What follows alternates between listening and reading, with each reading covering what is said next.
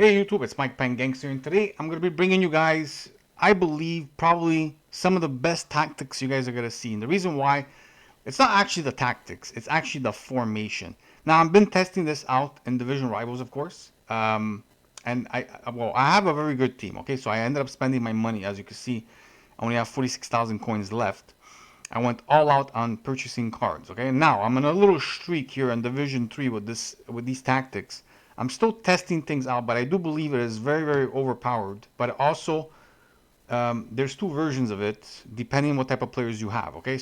Um, so it's the 4-1-2-1-2, the wide variation, but you could also play, which I believe is probably even better, the 4-1-2-1-2 narrow, which I will I will come out with tactics later on this week with that, because I'm going to test that out right after me playing. Well, I played a few games. How many games did I play? I played 6 games because I bought Schneider, and I've been in this formation since I've tested Schneider. So I won 4 games, lost 1, drew 1. Um, the reason was because I was trying to tune up the formation to see exactly what works best. Okay, so when it comes to the 4-1-2-1-2 wide variation, okay, the good thing about this formation is that at first, when I was looking at the left mid and the right mid, I was telling myself, like, you need wingers. But the more I'm playing this game, the more I'm starting to realize that maybe 4-1-2-1-2 narrow is actually better, because when you have the narrow version of this, you could still put your CMs as um, wing play.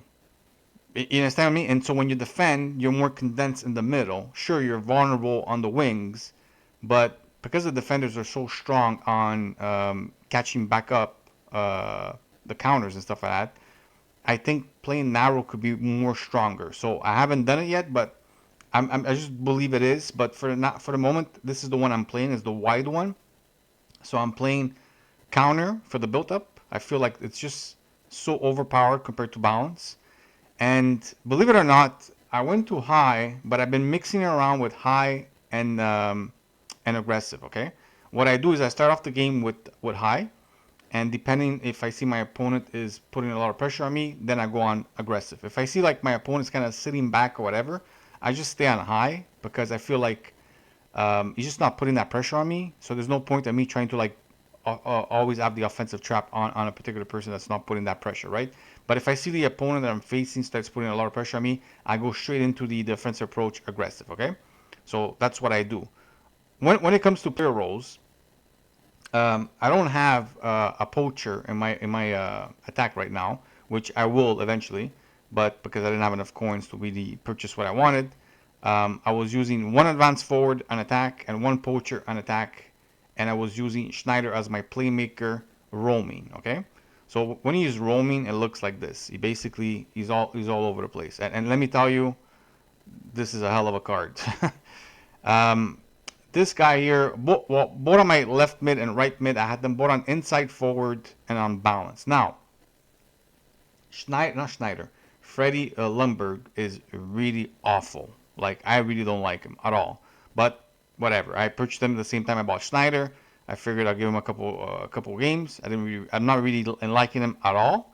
But inside forward balance seems to work pretty good. The only thing that I don't like, um, on balance, for example, he doesn't seem to support defensive at all. And this is why I believe the 4-1-2 narrow could be better, because your CMs, I feel like because they're in the middle, they're going to support the defensive team a little bit better when you're in a narrow formation than when you're spread with your.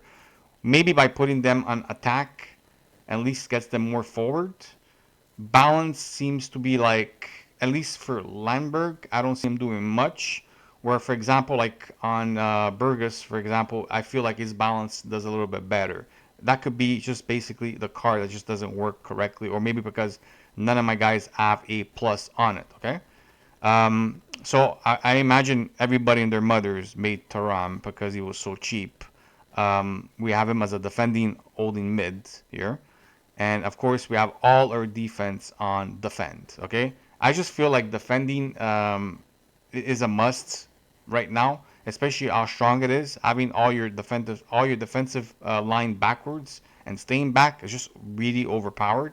Again, all you really need is 3 players to really attack in this game, from what I've noticed, because especially on the counters, um, it's really really overpowered. Especially if you're really really good at, like, for example, like getting through balls and stuff like that. But I'm just letting you guys know, if you guys want to try out this tactic, the code is right there. You could copy that. I don't know. It says the letter K. These are small letters. Little K, a little letter K, W, number 8. I imagine that's a O because it's a small letter. D, capital, of course. The percentage sign. 5, Q, U, A, capital, and the number sign. Right now, go ahead, try it out. Try out also the 4-1-2-1-2 narrow. I believe, again, your CMs that are on the wing, you could put them as wing play.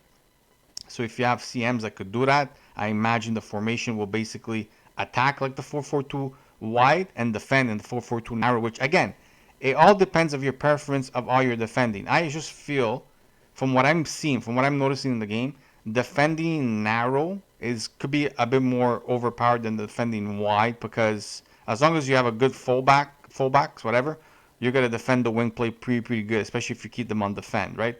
So, anyways, those are the tactics.